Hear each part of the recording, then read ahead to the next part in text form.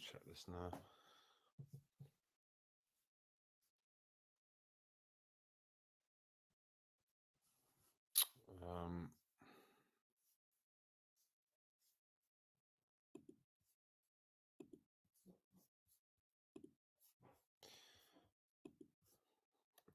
Just sharing it now. We'll get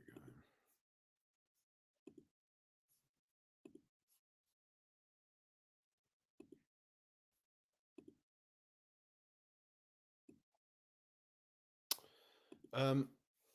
So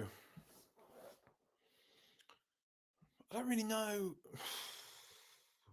Don't really know how to feel about that one.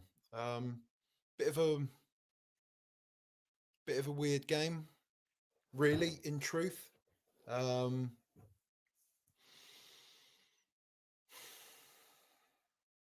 just feel a bit flat after it. I feel a bit flat.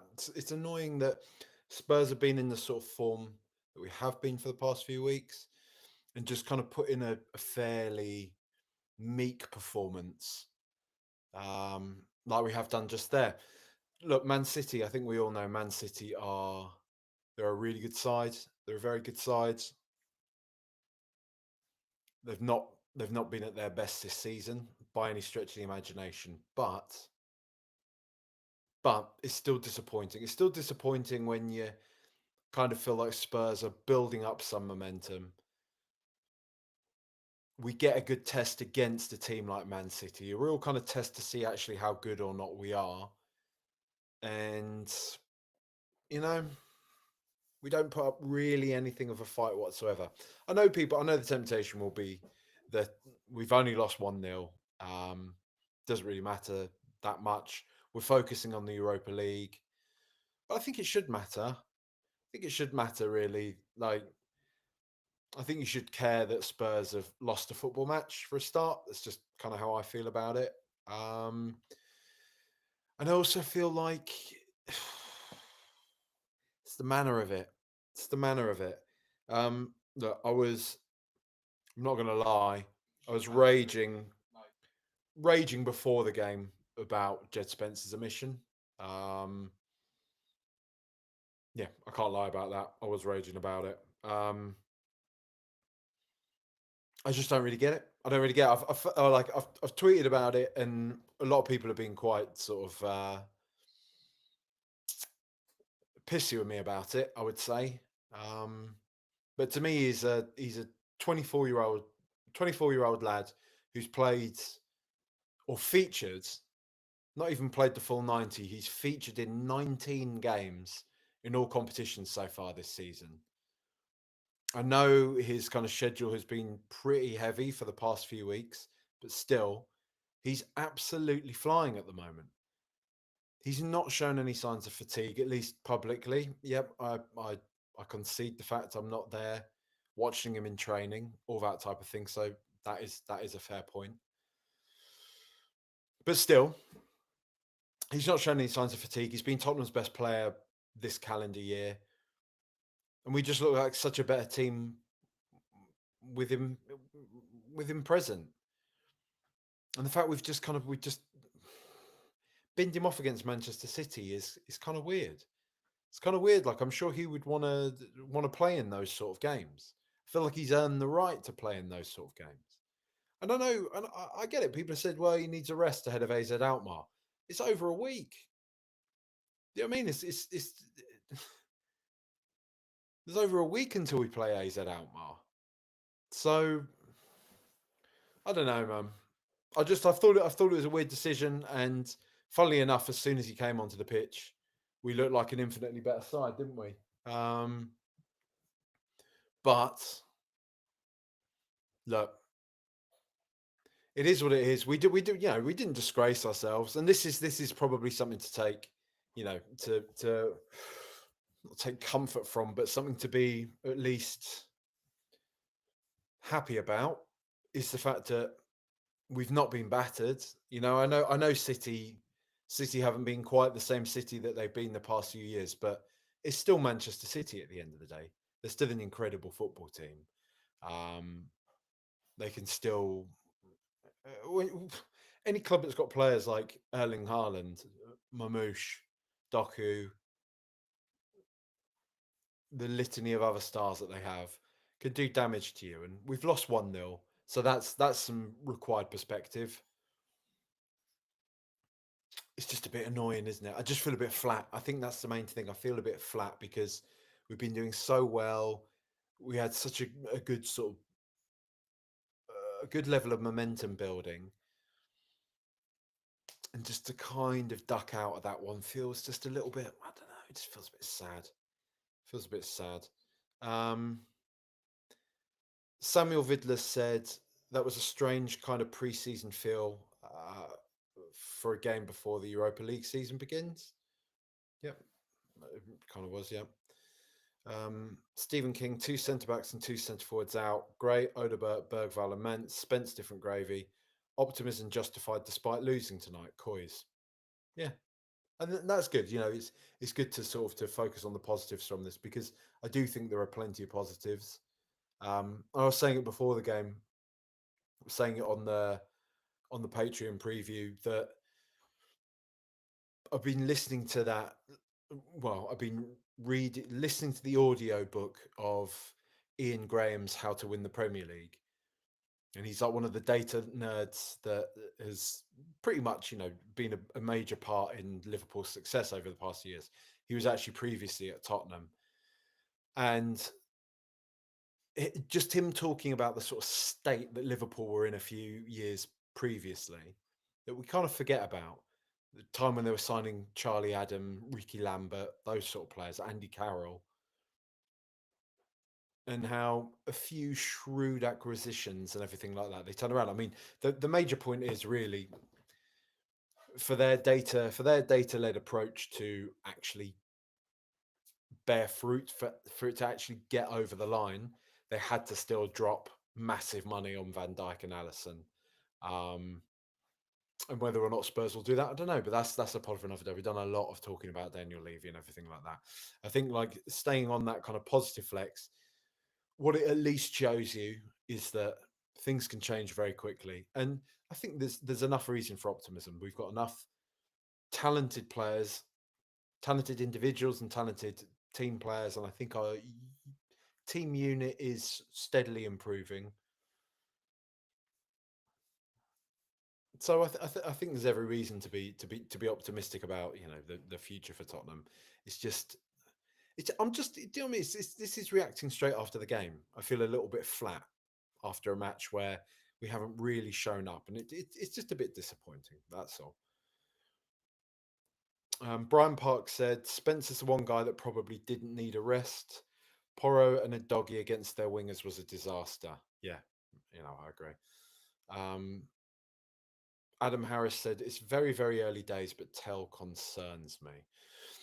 Look, you know, I think it's one of those things, isn't it? Look, he's there's lots of caveats. 19 years old, first season in a new country, those sort of things, and those are all very valid, um, very valid points. In terms of like the early bits of concern, I mean, the only thing I would say is that it's not a concern. All I would say is I haven't seen anything from Tell that says he's miles better than Dane Scarlett.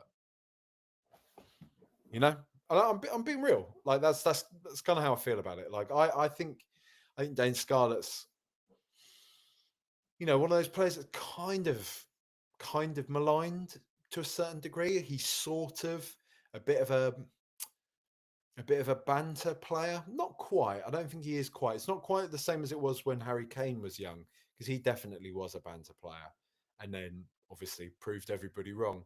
But I do think with Dane Scarlett, there's an air. There's a slight air of people just not really taking him seriously. And like I say, I wouldn't say there's been loads from Tell that suggests he's miles better than Dane Scarlett. I'm, I'm sure he is, and I'm sure in the long run we'll see that he is. I'm not making a snap judgment. I'm not saying this is exactly how it is. I'm basing I'm saying this 19-year-old's career is this based off of what 3, 4 appearances he's made for Spurs. I'm not saying that. I'm just saying right now I haven't really seen I haven't seen a flash of much that's really been that exciting. His goal against Aston Villa was very good. Lovely finish against Aston Villa. He was getting into lots of good positions against Manchester United, so that was good. But still, you know, I'm not sat here thinking absolutely have to kind of make that one a permanent deal in someone. But maybe we will in time. Maybe we will. We'll see. Matt Scully says Kulusevski's insistence on waiting for contact and trying to roll a defender is infuriating. Gray's Player of the Year. I don't really mind. I don't really find much about Kulusevski infuriating. To be honest, I think he's one of the sort of bright sparks in this side. So I'll give him a pass for a lot of stuff. Really. Um, Ben Austin says, "Scrap the post-match analysis and give us a tour of the new gaff." Well, what I will say to you is the new gaff is in it's a state of array, just in the respect that it's just lots of boxes everywhere. As you can see, look at the state of my face. I'm tired. Like I'm absolutely shattered. This past week has been quite mental. Um, Getting boxes, packing boxes, ferrying stuff backwards and forwards, sorting out door handles. Actually, me being a proper bloke fixing door handles and stuff like that. Me, these gentle video editor's hands. This this podcaster's face is there sucking back cups of that sounds a bit dodgy. Cups of overbrewed tea, fixing doorknobs and all that. Yeah, it's all. But basically, the house is in such a state of array that I'm actually doing this in the bedroom, which I'm sure is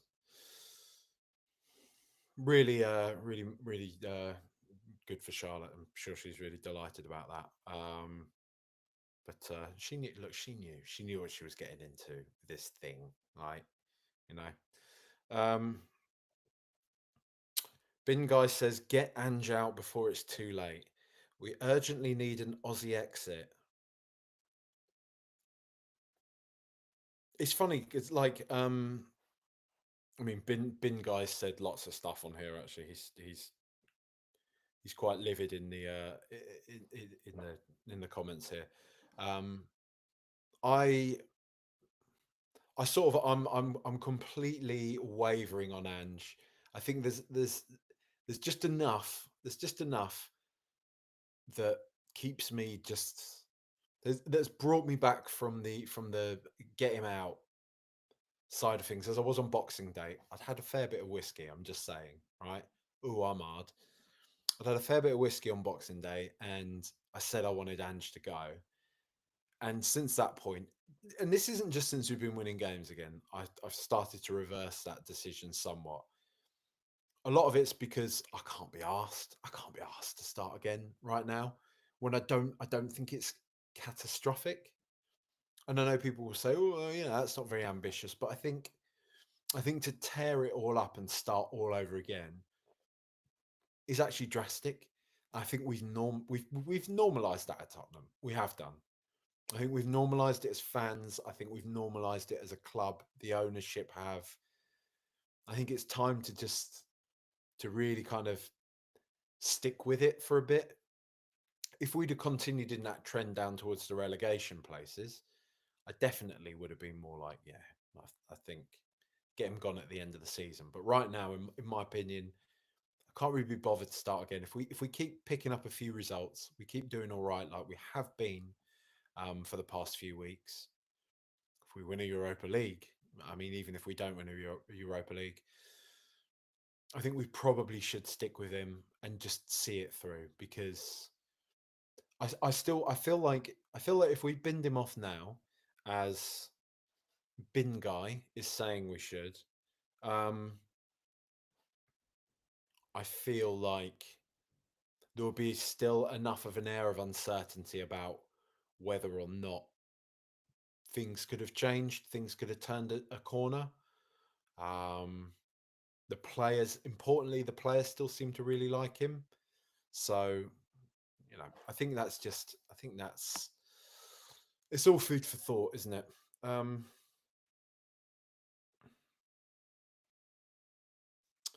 Greg Brazil says, no fight is a very harsh take. Two pretty evenly matched teams decided by a goal. I mean, if I said, if I said no fight, I don't know if I said no fight. I said wasn't much of a fight. That it was quite a meek performance.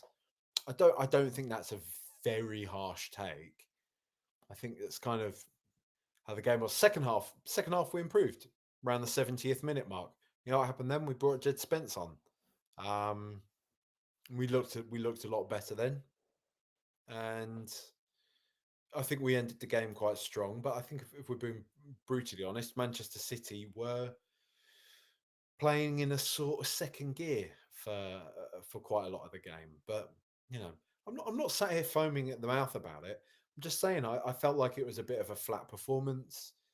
It's a little bit annoying that we haven't continued that good form that we've been in. But yeah, like you say, Manchester City are a great side, and we've got no right to beat them, no right to turn up and win. So yeah, these things happen. You do lose football matches. I get that. I understand that. Billy Stone says, I genuinely think Solanke is our most important player. We're so toothless without him, and he would have got on the end of those Porro crosses. I do. I really do miss Solanke. I really do. It's funny. I've been thinking that the past few games. Like he's an incredibly talented player, isn't he? I don't think that's that.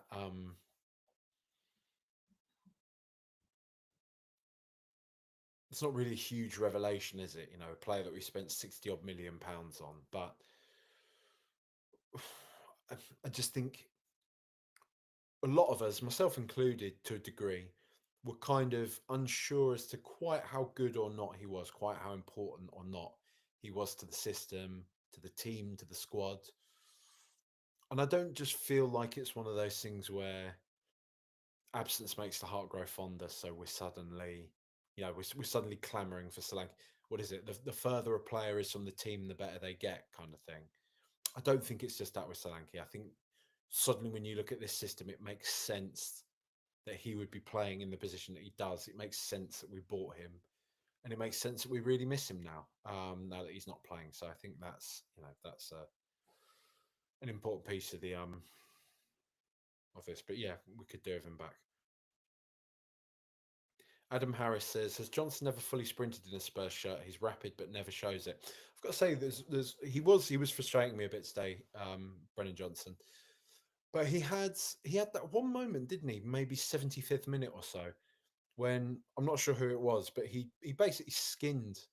He bombed it down the wing and he skinned one of Manchester City's players, and then put in that lovely cross, really dangerous cross. And I genuinely think it's the best thing I've ever seen him do on the ball for Spurs. So it shows that he's got that in there. And hopefully that confidence can continue to grow, the confidence to take on a man, beat them, and just do something instinctive, like just whip a cross in like that. He is a conundrum, isn't he, Brennan Johnson? Because in so many respects, he can be very frustrating, but his impact on games is often undeniable. He's often scoring and he's often assisting. I know Ange doesn't like assists, but still, Brennan does a lot of that, and you know he you can't really deny that. We had a similar thing back in the day. Remember with Nasa Chadley? Nasa Chadley was very much a similar sort of player. Often got goals, often got assists, and people would say he doesn't really do anything else though. But he was still always scoring and assisting for the most part. Um, Ben Porter says there's no reason to be concerned about Tell. We literally don't have to buy him if it doesn't work out. Yep, fair enough. Um, mm, James Forster says, I still think we have issues in midfield. I do like seeing Bergval's confidence and boldness grow match by match, though, and how he is starting to take on players. I'd throw money at Wharton. He's a player. Um, is it James Wharton who I is it James Wharton? It's Wharton who I call Wheaton for ages because I was kind of getting mistaken with Wheater back in the day and Wharton. Um, I know lots of people are very enamoured with Wharton. I honestly I haven't seen enough of him um, to really get that excited about him. I understand he's very good. I'm told by lots of people he's very good. Um, but I don't know about enough about him. Um, number six is the big priority, though, isn't it? Number six. Whether we hold on to Bentancur and we move him into being a number eight or something like that, I don't know. But he can't play number six. We need somebody, surely. Come on, data nerds. Come on, data nerds. You can do it. You can find us. You can find us somebody, can't you, with a similar profile to Rodri, similar sort of player as that. It's easy, isn't it? You just put. It's like when you're playing Football Manager and you just select passing minimum 15, tackling minimum of you know let's say 16, 17, minimum of 17. Just do that in the stats bomb database or FB ref, something like that. Spit us out a number six, nice and cheap, Bundesliga or something like that, one of those muck leagues. Get him for about 24 million euros. Slap him in the centre of our midfield and have him turn into an 80 million pound midfielder over the course of one season. It's easy. It's easy. What are you all complaining about? Come on. Come on. I want I on Football Manager back in the day, right? I took Nottingham Forest from did they dip down into I think they did dip down into League One for a while, didn't they?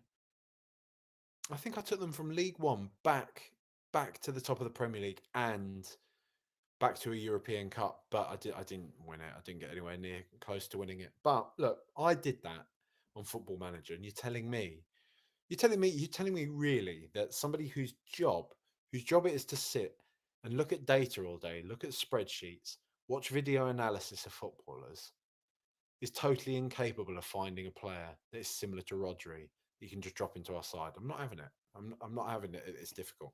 Do that. Get that. Right? Because I say so.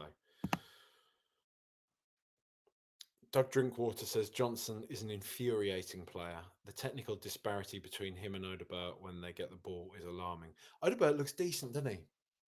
Odebert looks decent. I was being quite facetious a few weeks back about people saying that Odebert could be one of the missing pieces from this, and I was like, yeah, definitely.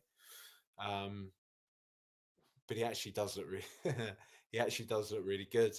Um, Final ball could be a bit better, but that will come in time. But I really like him on the ball. I really like his tenacity. I like the way he runs at people. Um, he could actually be quite an exciting player, I've got to say. Soul Sniper Gaming says this loss was on Ange. Poor first 11. Subs didn't help at all. Sarr offers nothing. Johnson offers F all. Solanke is a huge miss. Was it on Ange? I don't know. I'm not sure. I think I like I say, I'm not acting like I'm above being disappointed about a Tottenham loss. I didn't like that we lost that game. Um, but but it is still Manchester City. Like, it is still Manchester City. They are really, really good. So I just think it's one of those things. I've got to say, I think it's one of those things.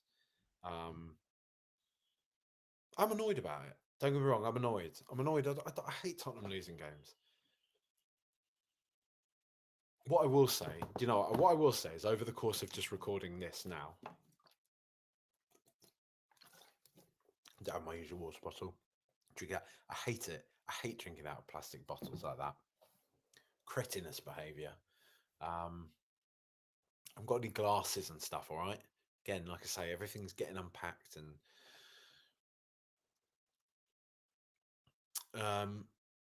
over the course of just doing this though, I would say My attention is firmly fixed back to the Europa League. I really want to win it. Really want to win the Europa League. So shoot me. Oh, Arsenal drew as well. That's another good thing. I saw that Arsenal drew as well, which is good. Um, let's just see if Liverpool 2-0 up. Liverpool 2-0 up. Arsenal nil, Forest nil. So that puts how many points does that put Arsenal off the top now? Surely that's it for them. Surely that's their title challenge well over and done with.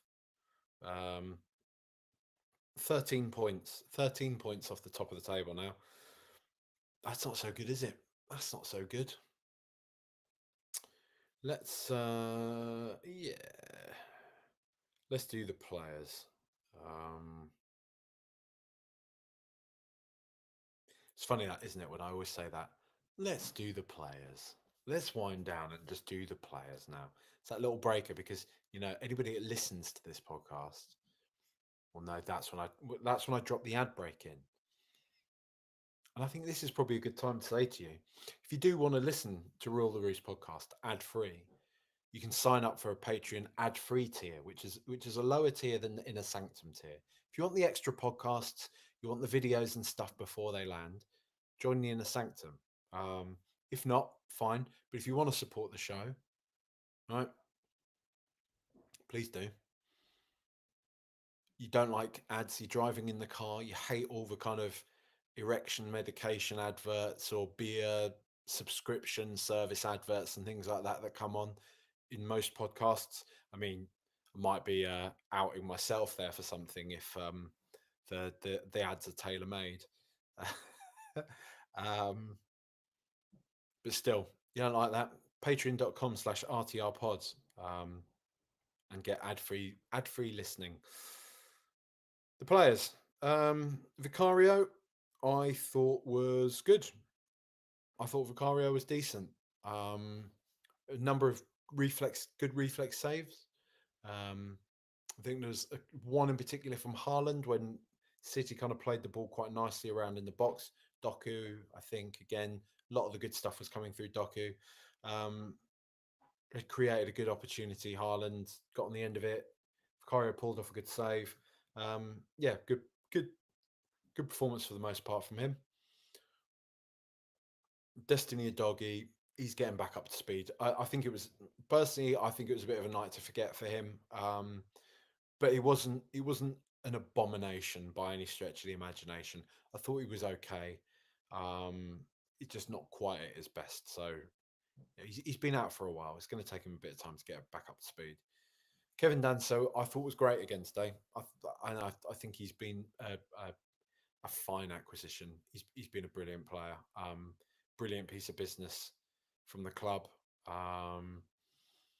If that's another data-led acquisition, then well done, Mr. Langer.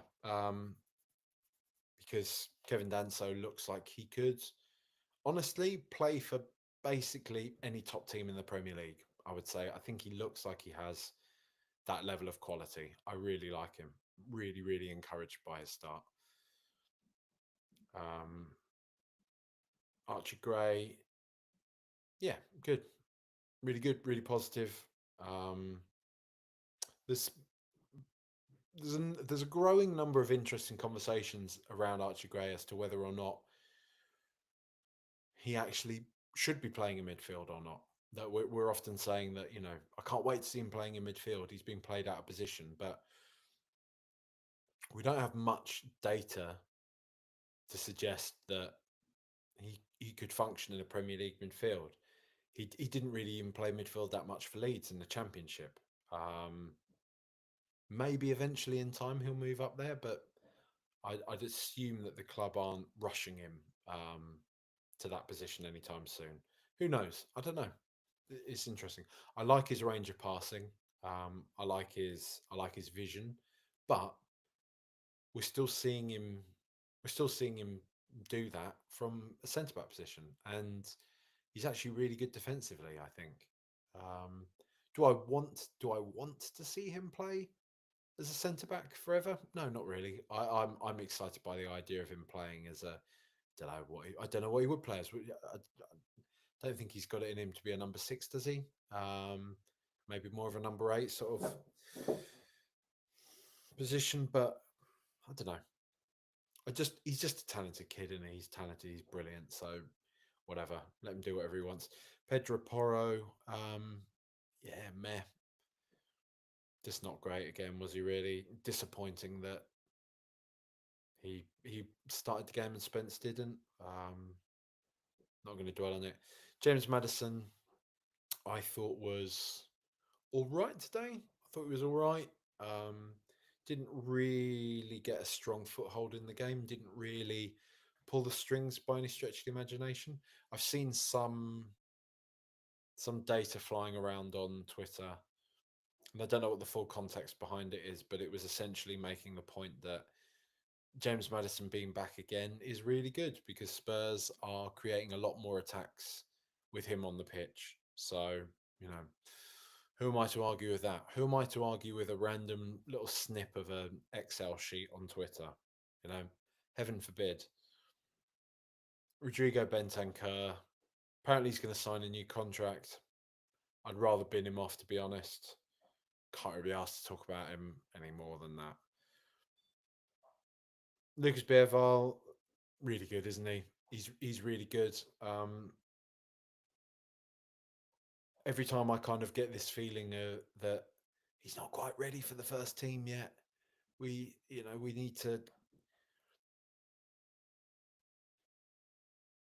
kind of play other more senior players instead of him or whatever. He just consistently looks like one of our better players, doesn't he? Very driven. Physically, he's decent as well. I think because he's young and he's obviously fresh faced, very baby faced and everything. People get the sort of wrong end of the stick with him, but he's actually, you know, he's tough tackling him. He's a hard little git, and you know, he's driven. He's a good player. He is a good player. Wilson Odobert, I really liked him today. I really liked Odobert. Um, was tenacious, was taking players on, was everything that you'd want him to be. Bearing in mind he's I think he did a hammy, didn't he? So he's out of the season for quite a long time with a really bad hammy as well. He's still probably recovering match sharpness, recovering just general levels of fitness.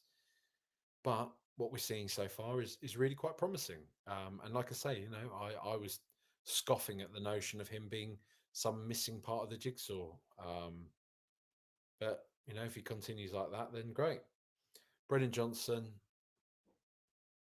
a typically Brennan Johnson performance. Obviously, didn't get a goal or an assist today, but still kind of popped up a few times in dangerous positions. Like I say, had that one little moment where he skinned one of City's players. Maybe it was Nunez. Was it Nunez or Guardiola? One of the two. Skinned one of the players, putting that nice cross. But other than that, was pretty anonymous, as he often can be. I don't know. He's a conundrum, isn't he? Mathis Tell didn't really do much today, did he? Didn't really do much to get excited about. But 19 years old, in a new league, in a new team, learning a new system. Fine, let's just get off his back. Sonny, yep, had a few bright moments when he came on later on, didn't he? I think he looked quite lively. Obviously being rested, and that's good. That's something you want to see from Sonny right now. Timo Werner inexplicably came on.